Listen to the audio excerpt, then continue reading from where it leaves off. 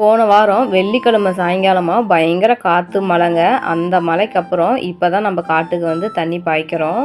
வீட்டில் இருக்க வேலையெல்லாம் முடிச்சுட்டு ஒரு சாயங்காலம் போல் வந்து காட்டுலாம் தண்ணி கட்ட ஆரம்பிச்சிட்டேங்க. எனக்கு இந்த விவசாயம் பண்ணுறதெல்லாம் ரொம்ப பிடிக்கும்.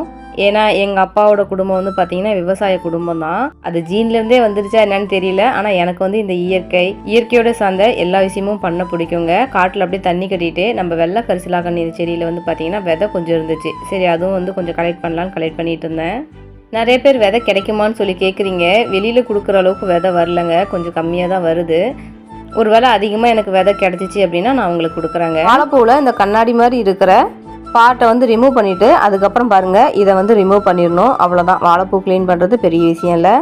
குட்டிமாவும் ஜெய்குட்டியும் ஒரு சில டைமில் பார்த்தா கொஞ்சம் கோபமாக இருக்கும் அவங்க சண்டை பண்ணும்போது. ஆனால் இந்த மாதிரி அன்பாக இருக்கும்போது பார்க்க ரொம்பவே சந்தோஷமாக இருக்கும், எனக்கு பெருமையாக இருக்கும். ஏன்னா 2 பேருமே ரொம்ப அன்பான குழந்தைங்க.